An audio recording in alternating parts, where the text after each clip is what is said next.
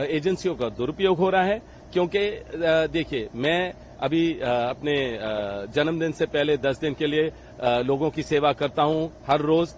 वैसे तो हमेशा करता हूं, पर 10 दिन लगातार करता हूं। अभी वो सारा रुक गया है क्योंकि मैंने अंधे बच्चों के साथ, विकलांग बच्चों के साथ, बुजुर्गों के साथ मैंने प्लान किया था काफी चीजें, अभी वो रुक गई हैं। और जब भी कुछ भी अन्याय होता है देश में, मैं हमेशा उसके खिलाफ उठता हूं, चाहे ये सरकार कुछ भी करे या कितनी परेशानी करे। तो मुझे हमेशा लगा है कि जब मैं लोगों की आवाज बुलंद करता हूं, जो अन्याय हो रहा है उसके बारे में जिक्र करता हूं, या खुद अगर मेरी कोई भी इच्छा होती है या लोगों की इच्छा होती है कि मैं सक्रिय राजनीति में आऊं, तो उस समय भी एजेंसियों का दुरुपयोग होगा, हमें परेशान किया जाएगा। और मैं हैरान नहीं हूं कि उसी समय जिस दिन मुझे समन दिया या मैं एजेंसी पे गया हूं, उसी दिन राहुल और सोनिया जी को चार्जशीट किया गया है। तो ये इनका प्रचार करने का तरीका है सरकार का कि बीजेपी की एजेंसियों को गलत इस्तेमाल किया जाए और प्रेशर डाला जाए। पर हमें इससे हम और मजबूत होते हैं। मुझे पता है हमारी जो सोच है और मजबूत होती है, हमारे परिवार के रिश्ते बहुत मजबूत होते हैं और हमें झेलने की क्षमता है और लड़ते रहेंगे, सच्चाई के लिए लड़ते रहेंगे। और मुझे पता है कि हर चीज स्पष्ट हो जाएगा, जितनी बारी भी भेजेंगे हर चीज स्पष्ट ऑलरेडी है, पर फिर भी मैं हर क्लियर तरीके से बोलता हूं। और मैं यही कहूंगा कि अभी जो कहीं भी अगर कोई भी उम्मीदवार होता है, एजेंसियों को भेजा जाता है, केस शुरू हो जाएंगे और जैसे ही वहां इलेक्शन खत्म होता है उनका पता ही नहीं चलता है, केस खत्म हो जाता है, हर चीज होता है।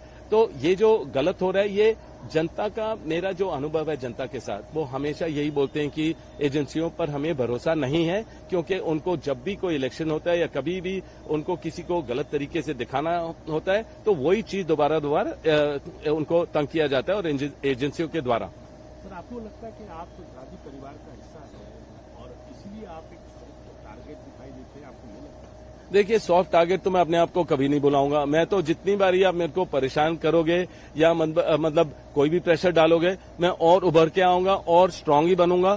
तो टारगेट हो या जो भी है, टारगेट है क्योंकि हम रेलेवेंट हैं, हम लोगों की बात रखते हैं, हम किसी से डरते नहीं है, हम हमेशा लोगों के लिए लड़ते रहेंगे। और संसद में चाहे राहुल को रोका जाए या मुझे बाहर रोका जाए, हम तो लड़ते रहेंगे, सच्चाई के लिए लड़ते रहेंगे और लोगों के लिए लड़ते रहेंगे। तो टारगेट है हम जरूर, पर सॉफ्ट टारगेट नहीं है, हम हार्ड टारगेट है और हार्डर बनते रहेंगे। देखिए, मेरा ये सोच है कि समय बदलता रहता है, हमेशा समय बदलता रहता है। क्यों जो हमारे ऊपर बितरी है या मतलब कि अगर हम जो झेल रहे हैं, ये समय भी बदलेगा तो हो सकता है उन लोगों को भी झेलना पड़े।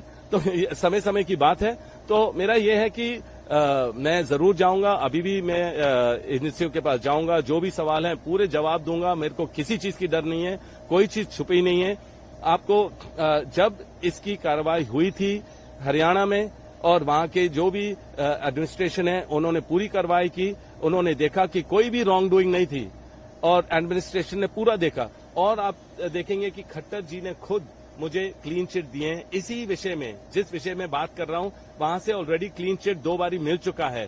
तो मुझे समझ नहीं है किस लिए 7 साल बाद दोबारा वही विषय में मेरे से बात की जा रही है, सवाल पूछे जा रहे हैं। पर मैंने जैसे पहले बोला है कि अगर बोलेंगे 1500, 2000 या डॉक्यूमेंट हमें उनको दोबारा देने, उसमें समय लगता है। पर जो व्हाट्सएप बाहर निकलता है कि मैं अवॉइड कर रहा हूं, कभी भी अवॉइड नहीं करूंगा। मैं इस देश में हूं, कभी देश छोड़ के नहीं जाऊंगा। जितने सवाल हैं उसके जवाब दूंगा, तो कभी भी कोई इश्यू नहीं है।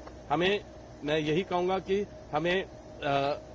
मैं यहाँ पूरा स्ट्रांग हूं, मैं सारे जवाब दूंगा और मेरे को कोई इश्यू नहीं है। तो जितनी भी एजेंसियों को इस्तेमाल करना है करते रहें।